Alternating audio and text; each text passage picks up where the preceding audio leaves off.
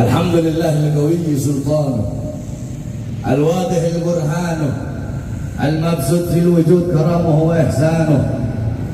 اللهم صل وسلم وبارك وكرم وعدل على نور الأنوار وسر الأسرار والترياق في الأخيار ومفتاح باب اليسر سيدنا ومولانا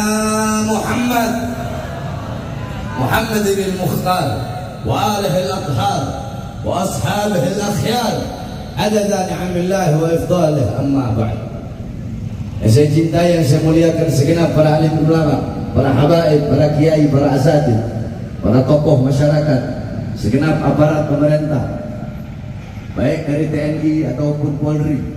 Wabil khusus yang saya cintai, yang saya muliakan guru kita, Ketua Umum Front Pembela Front Persaudaraan Islam, Sayyid Al-Habib Muhammad bin Hussein Al-Abbas. Mudah-mudahan Allah panjangkan umur beliau, Allah sehatkan jasmani dan rohani beliau, Allah permudah segala urusan dunia akhirat beliau, Allah perkuat langkahan kaki beliau dalam berdakwah dan berjuang di jalan Allah Subhanahu wa taala. Saya cintai yang saya muliakan Al-Habib Hanif bin Abdul Rahman Al-Abbas yang tadi telah menyampaikan tausiah dan nasihat yang begitu luar biasa. Saya cintai yang saya muliakan Ketua Front Persaudaraan Islam DPW Bogor Al-Habib Alwi Al-Hamid beserta seluruh pengurusnya. Saya cintai yang saya muliakan segenap panitia peringatan puncak berzikir sudah ke-12. Wabil khusus Al-Habib Y Al-Jufri beserta seluruh hadirin hadirat, bapak-bapak, ibu-ibu, para pemuda-pemudi umat baginda Nabi besar Muhammad yang selalu dimuliakan oleh Allah Subhanahu wa taala. Saudara-saudara, saya sebenarnya kata dokter belum boleh keluar ceramah. Saya punya penyakit jantung namanya kardiomyopati. Kardiomyopati itu salah satu dari penyakit yang paling berbahaya.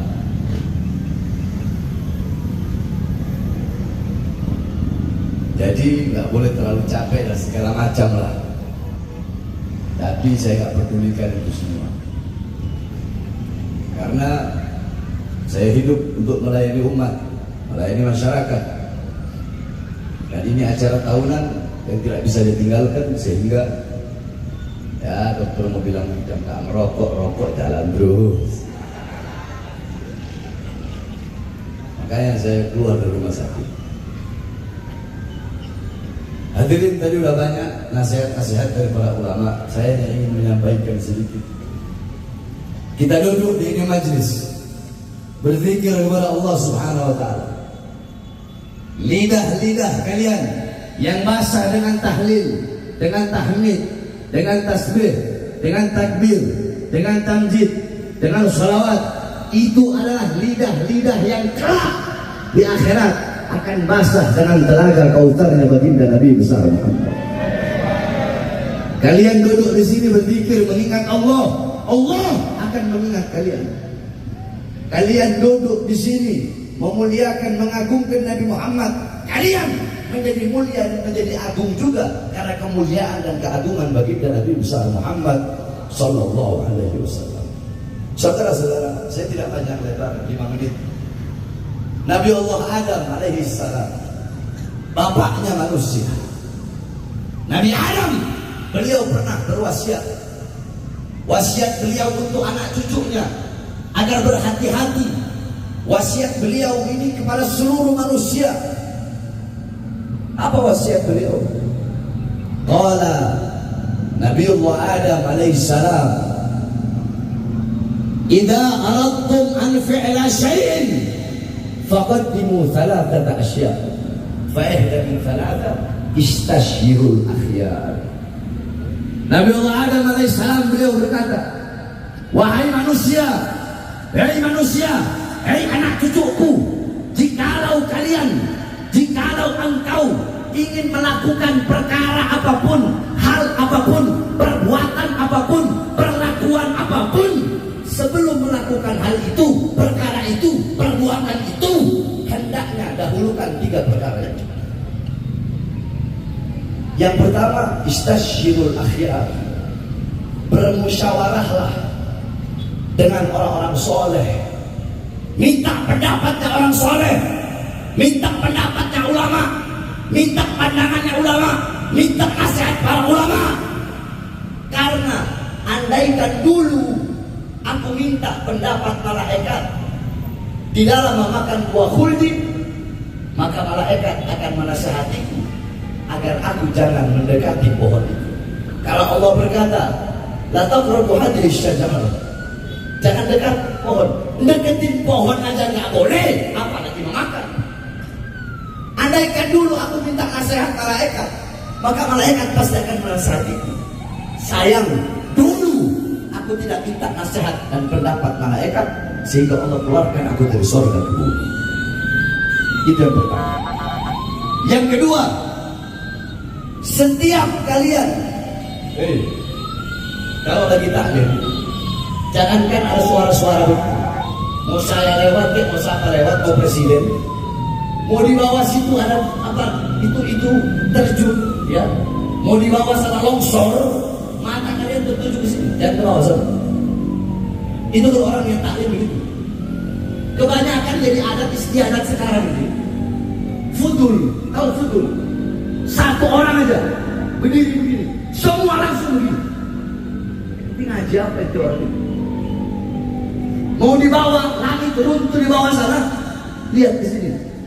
Lihat ke ulama-ulama ini yang sedang ngasih nasihat. Jangan lihat ke situ. Itu namanya fudul. Tahu? Namanya apa? Kurang keras apa? Fudul. Suka cari tahu apa sih? Siapa sih? Habib Bahar lewat? Nggak usah. Wah, Habib Bahar yang lewat, siapa yang lewat? Duduk, khusyuk, dengarkan nasihat. Yang kedua, kita ambil Adam.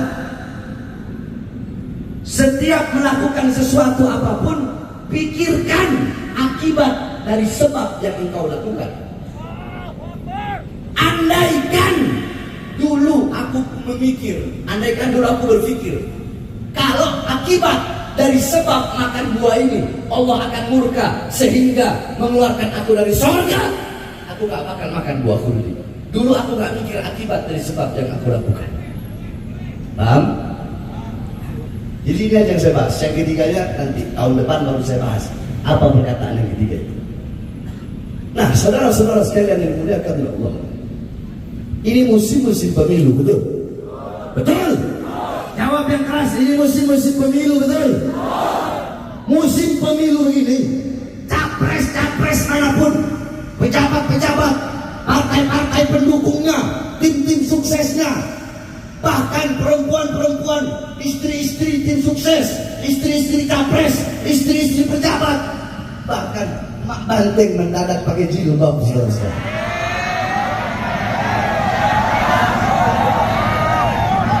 Betul? Betul?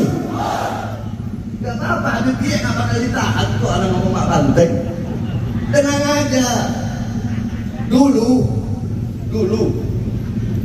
tahun 2013 anak keluar kasus Demos, anak ceramah bahas hari ini kata Mak Banteng. Anak dilaporkan sama ketua PDI Hasto kalau nggak salah, cybercrime. Ketika dilaporkan, polisi penyidik nanya, apakah benar Habib dalam ceramahnya menyebut Ibu Megawati dengan sebutan Mak Banteng? Betul.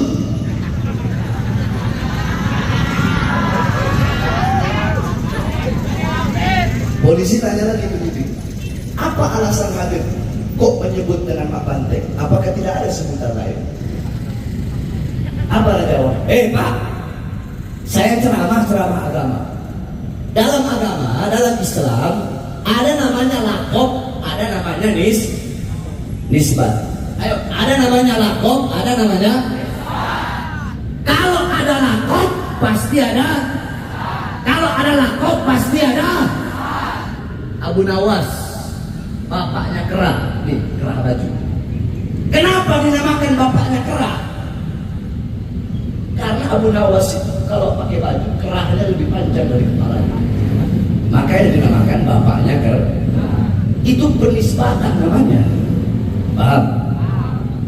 Sufyan Ats-Tsauri, Ats-Tsaur artinya banteng, lakopnya Tsaur, banteng. Cuma bedanya apa sama banteng? Nanti ada bedanya. Sufyan Ats-Tsauri diberi lakop Ats-Tsaur banteng karena beliau pernah nggak sengaja mendahulukan kaki kiri masuk masjid.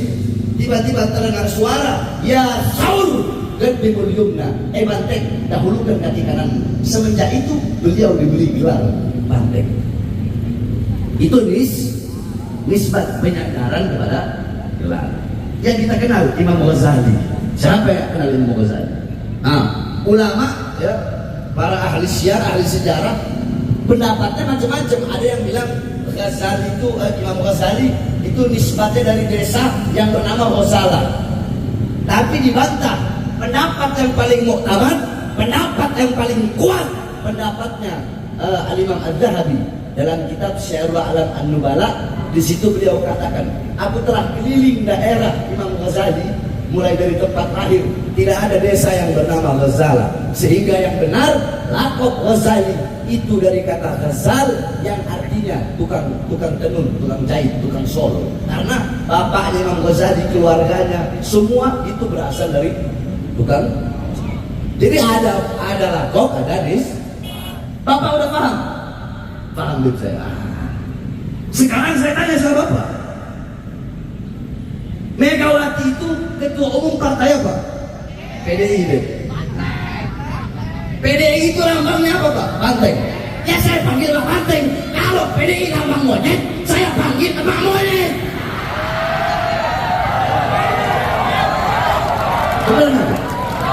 Bener nggak? Ayo udah. Iya bener aja.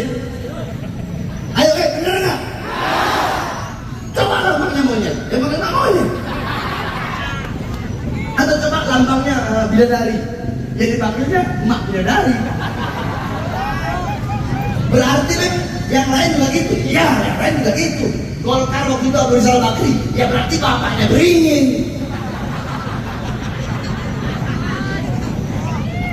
Kak, siapa apa bapaknya Ka'bah? Siapa tuh? Kalau apa partai bilang lambang-lambangnya itu gak paham. PKB, terus apa lagi itu? Pokoknya ya itulah seperti itu. Paham tak? Paham tuh. Jadi salah nggak saya secara agama? Nggak salah tuh. Secara negara salah nggak? Nggak salah juga tuh. Nah musim politik begini nih. Jadi para pejabat-pejabat itu butuh sama kita, butuh sama rakyat, butuh sama masyarakat. Kalau ada maunya doang, salah-salah. Ini yang terjadi, ini nyata. Mendadak jadi santriwati ya perempuan-perempuan. Yang laki-laki mendadak jadi santri, pakai peci, pakai sarung, masuk gorong-gorong, keluar jadi presiden, macam-macam. Ada yang jadi bintang iklan wudhu. Saya tanya, munafik gak? Munafik gak? Munafik gak? Saya berjanji, kalau saya jadi presiden, saya berjanji, kalau saya jadi gubernur, saya berjanji, kalau saya jadi wali kota, kalau jadi bupati, dan lain sebagainya, kalau jadi caleg, saya tidak akan makan gaji saya. Goblok, biadab, iya, kalian gak makan gaji kalian. Gaji kalian cuma berapa? Paling 40 juta, 50 juta, gaji presiden 60 juta, kalian gak makan. Tapi ratusan triliun uang rakyat, kalian rampok dan kalian makan. Betul? Ya benar, janji ditepati janjinya. Gak makan uang rakyat. Saudara-saudara sekalian dimuliakan oleh Allah Subhanahu wa taala. Mereka butuh sama kita kalau ada maunya doang. Lagi pemilu begini, butuh sama rakyat, butuh sama masyarakat, terjun langsung, turun langsung. Ada yang tadinya sok garang tiba-tiba baik ke masyarakat, lemah lembut ke masyarakat. Banyak gak? Banyak gak? memberikan jaminan. Saya berjanji memakmurkan rakyat, saya berjanji mensejahterakan rakyat, saya berjanji berbuat adil kepada rakyat. Hei, engkau pendusta, engkau pembohong, kalian zalimi rakyat, kalian bohongi rakyat, kalian tipu rakyat, pengangguran semakin banyak, kalian lebih mementingkan investor asing daripada tanah rakyat, daripada keringat rakyat, darah rakyat. Pendusta, pembohong kalian mengundang perusahaan-perusahaan asing dari luar datang ke Indonesia untuk merampok kekayaan alam yang ada di Indonesia, saudara. Saya tanya, kisah ini seperti ini lawan apa biarkan? Lawan apa biarkan? Ketidakadilan lawan apa biarkan? Lawan apa biarkan? Ini yang terjadi, saudara-saudara. Nah, makanya kata Nabi Adam tadi, kalau mau melakukan hal apapun, minta pendapat ulama, minta pendapat para minta pendapat para kiai, minta pendapat para habah. Cuma Ustadz, Kiai, Habib itu ada terbagi dua. Terbagi berapa?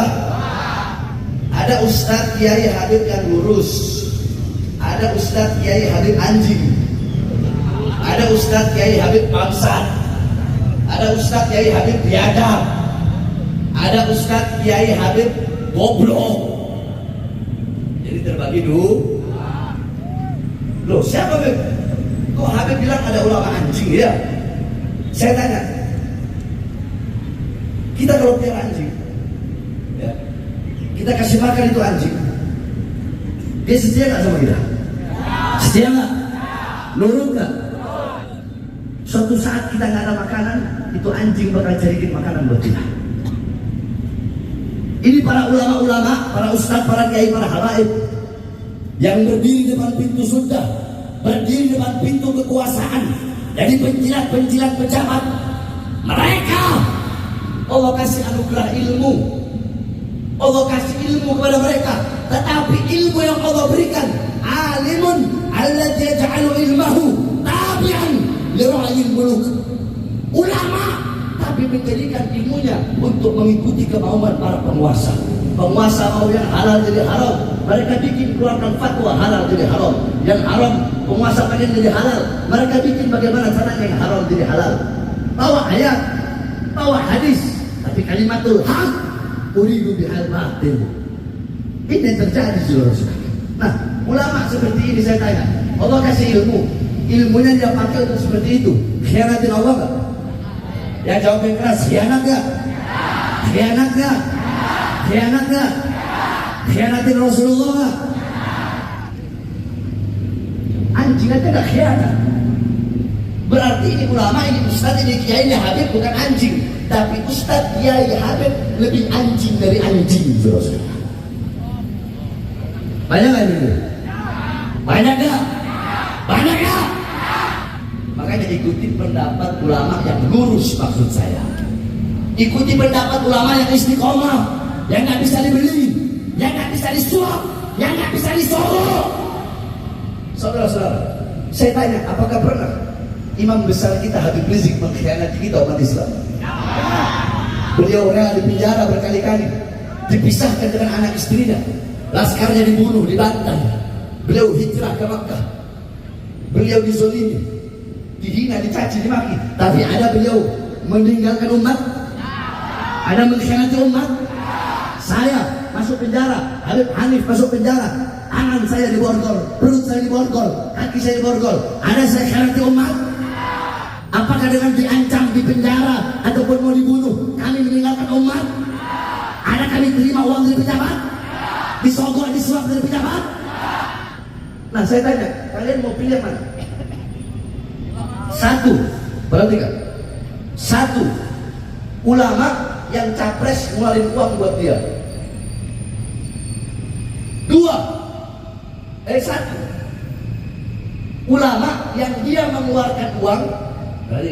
Berarti ulama mengeluarkan uang untuk memenangkan itu capres. Ulamanya yang keluar sendiri. Yang kedua, ulama capresnya yang ngasih, untuk memenangkan dia. Kalian pilih golongan ulama yang satu atau dua? Kalian pilih apa? Satu atau dua? Satu atau dua? Nah kemarin istimewa ulama tanya Habib Muhammad, ulama-ulama lurus, ulama-ulama istiqomah dari seluruh belahan Indonesia datang di istimewa, tiket beli sendiri, hotel bayar sendiri, makan beli sendiri. Ada kesian dia dari mana itu saya lupa ketemu, dia makan warteg 10.000, ketemu sama saya pas saya makan warteg. Dari mana? Dari daerah situ deh. Kok makan warteg? Iya deh, uang saya tinggal 30.000 deh. Oh yaudah, oke, anak kasih juga dikit. Keluarkan uang sendiri. Nah, dari hasil istimewa ulama keluarlah capres pilihan ulama. Udah tahu siapa kan? Udah tahu siapa kan? Saya nggak perlu sebut nama. Nah, kalau unsur capres itu malas. Paham? Berarti kalau mau ikuti Nabi Adam harus ikut pendapat ulama. Kemarin itu ada ahlul halli wal adli. Panjang kalau saya mau jelaskan. Intinya istimewa ulama kemarin itu memilih. Kalau ada dua pilihan yang baik, tiga pilihan yang baik, tiga-tiganya baik, nggak bisa memilih ketiga-tiganya. Para ahlul halli wal adli akan memilih yang terbaik, yang paling baik dari tiga yang baik tersebut. Bagus nggak? Bagus nggak? Nah anggap tiga-tiganya bangsat. Anggap. Milih nggak? Milih nggak? Milih nggak? Ada yang bilang milih, ada yang bilang enggak. 1, 2, 3 jawab keras. Milih nggak? Enggak. Nggak boleh, nggak milih. Harus milih. Walaupun tiga-tiganya buruk, andaikan. Kalau tiga-tiganya buruk, tiga-tiganya bangsat, tidak bisa meninggalkan. Kenapa? Karena kalau kita nggak milih, bisa jadi yang bakal jadi capres yang paling banyak kebangsaannya. Paham nggak? Jadi suara-suara kalian yang menentukan nasib generasi bangsa ke depan. Makanya jangan salah dalam memilih. Ikuti capres, pilih capres yang telah dikeluarkan dari hasil istimewa ulama. Saya tanya ke semua masyarakat Puncak berzikir, jawab yang keras. Semuanya nanti besok 2024 siap dalam urusan capres, pemilihan presiden 2024. Siap kau mengikut komando imam besar? Siap ikut komando ulama yang lurus? Siap memenangkan capres yang dipilih dari hasil istimewa ulama? Siap memenangkan? Siap memenangkan? Andaikan capresnya ini menang, harusnya terus dicurangi. Lawan apa biarkan? Lawan apa biarkan? Lawan apa biarkan? Kan di penjara. Maju. Di penjara. Di penjara. Di penjara. Ditembak. Ditembak. Mati. Nanti dibilang provokator. Siap lawan kecurangan. Siap lawan ketidakadilan. Allahu Akbar. Allahu Akbar. Allahu Akbar. Sampai saya dengar katanya ada kiai gitu ngomong, katanya amin sekarang diganti goblok. Iya. Kalau ada Ustadz Kiai Habib ngomong gitu goblok. Ya. Anak kasih satu hadis. Ya. Ketika Rasulullah SAW sedang berjalan bersama para sahabat, Rasulullah melihat ada satu orang yang dimana ini orang sedang sungguh-sungguh berdoa kepada Allah Subhanahu wa Ta'ala. Faqala Rasul sallallahu alaihi wasallam, istawjaba in khatama. Faqala rajulun min qaumin ya Rasulullah, fa bi ayyi syai'in yakhtim? Faqala bi amin. Bi amin. Faqad istawjaba bi amin. Jadi kata Rasulullah, ketika ada orang yang bersungguh-sungguh sedang doa, Rasulullah bilang, kepada sahabat-sahabat tadi. Andaikan dia menutup doanya, belum sempat Rasulullah ngomong ditutup dengan apa, sahabat tanya, ditutup dengan apa doanya ya Rasulullah, agar doanya diterima oleh Allah Subhanahu wa taala. Apa kata Rasulullah? Khatama bi amin faqad istaujaba. Dia hatamkan, dia akhiri doanya dengan kata amin, maka akan Allah Subhanahu wa taala terima dia punya doa. Jadi maksudnya jangan coba, ini otaknya di mana heran saya. Jangan hanya gara-gara beda pilihan capres terus disangkut pautkan ke urusan orang amin diganti qabul. Ini udah di mana ini? Ini yang mengajarkan Rasulullah. Oke lah, nggak apa-apa. Saya jelaskan.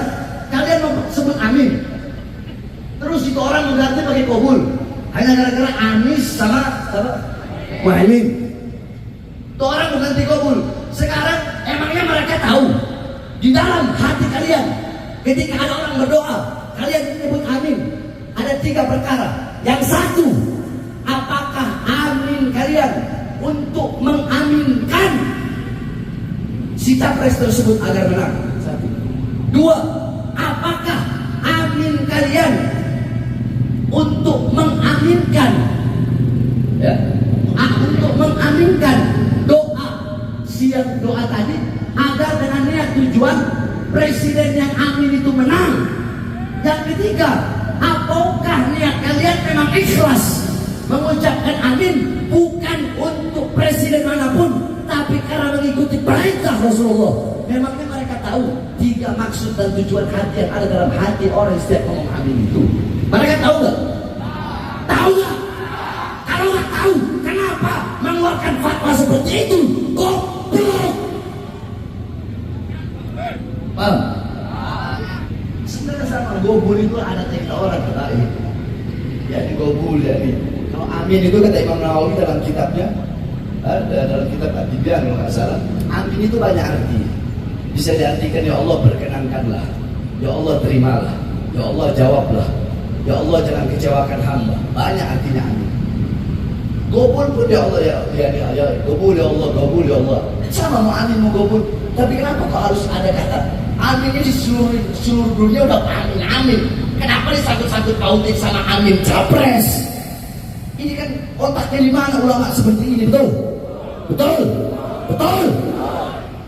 Oleh karenanya saudara-saudara sekalian yang dimuliakan oleh Allah Subhanahu wa taala, nanti tahun 2024 jangan sampai salah. Saya mulai dari kemarin, mulai dari seluruh ijtima ulama itu saya udah keliling Indonesia untuk menyampaikan kepada seluruh masyarakat khususnya umat Islam untuk memilih capres hasil ijtima ulama. Sebelum ijtima ulama dikenal, betul Habib? Habib Muhammad saksi banyak ada keluar keliling Indonesia. Anak malam ini ada 5 tempat, tapi anak hadir cuma di sini, yang 4 tenaga hadir di Jakarta.